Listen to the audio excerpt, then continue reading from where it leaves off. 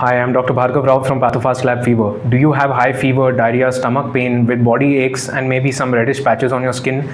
You might be worried that you have typhoid fever. I'm going to tell you what typhoid fever is, how does it start, how to recognize it in your case, what are the tests that you can do, and what are some red flags or dangerous signs that you cannot afford to miss if it is actually typhoid. So let's begin.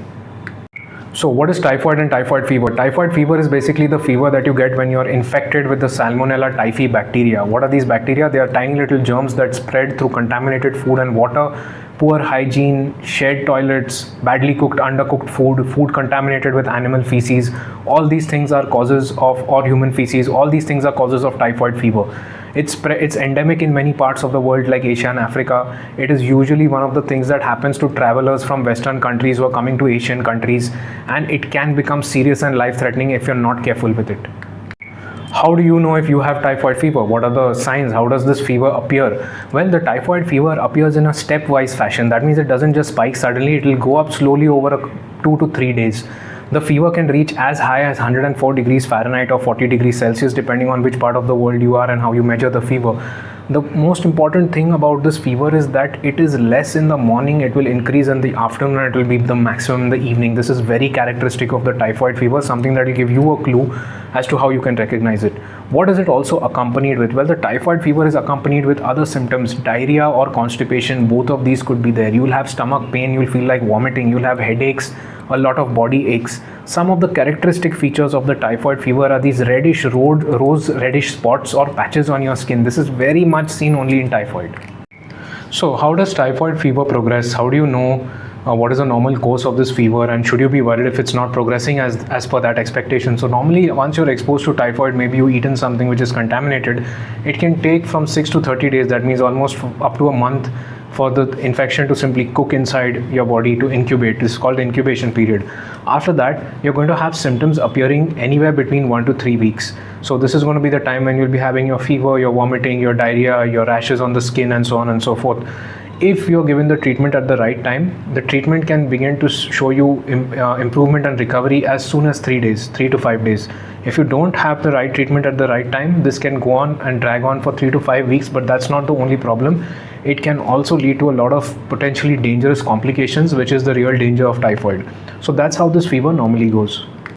So you're probably wondering whether you have actually been exposed to typhoid. I mean, why would you have typhoid of all people?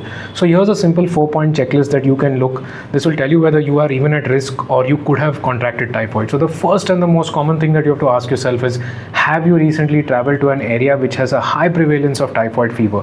Have you gone to a Southeast Asian country, an African country, an Asian country, for example, India, in Southeast Asia, other countries where it's known to be widespread? That's the first thing that you have to look for in the last 30 days. The second thing that you have to look for is whether you had any kinds of contaminated food or water. If you've been drinking water from unknown sources, the water is contaminated, maybe someone has been interacting with that water who themselves is not very hygienic. These are the things that are all predisposing factors. Number 3, if you visited one of these low-income countries, have you been sharing toilets using community bathrooms or toilets which are not very clean? Maybe these things are not being cleaned regularly. The hygiene is very poor because feces is one of the ways through which typhoid is transmitted. So this is one of the ways in which you could come in contact. Maybe you haven't been washing your hands properly after visiting one of these washrooms. This is something that you have to think of. And the last thing is that, have you been bitten by some kind of an insect in one of these countries? Because there have been situations where insect bites are also commonly associated.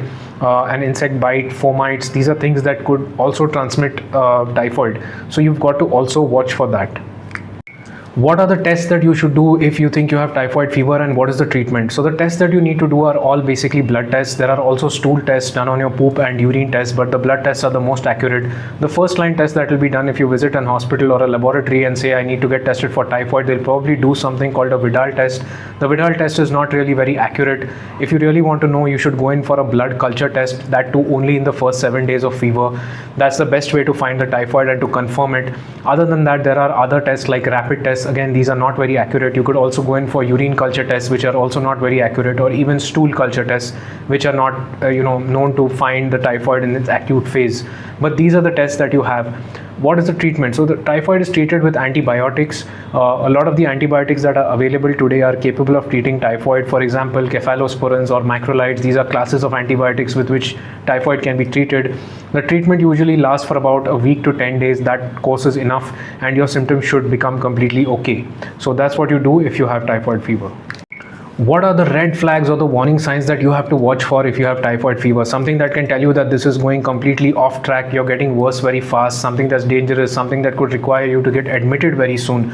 I'm going to tell you those things. So one of the biggest dangers in typhoid is because it's basically an infection of the intestine. It's an infection of the intestinal mucosa. You can have a situation where your intestine bursts. This is called an intestinal perforation. It's a very dangerous situation and it can lead to a lot of problems, including very high fever and a spread of the infection in other parts of your body. So this is something you have to watch for. If this actually does happen, you will feel severe stomach pain, you might pass blood in your stools, you might be vomiting blood, you might have your entire abdomen will become rigid and hard, like a board literally. This is called peritonitis. These are things that you have to watch for, accompanied with very high fever. Other than this, you might develop complications like inflammation or swelling of the heart. We call this myocarditis. It happens rarely in typhoid. You might feel very tired. There might be changes in your heart rate. You might feel thudding or beating in your heart. There might be fever accompanying all this. There could be other changes which will only be seen when a doctor examines you, but this is what we call myocarditis. Other than this, there might be situations where you might be having confusion. You're feeling very confused. This could be a sign of an advancing infection or even sepsis, where the infection spreads directly now into your blood.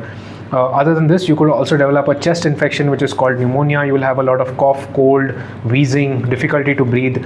These are all dangerous signs and you must get yourself admitted if you see any of these. All that notwithstanding, if you think you have typhoid fever, the most important thing is to consult a doctor before doing anything else. Thank you. If you have any questions, please leave them in the comments below and I'll do my best to answer them.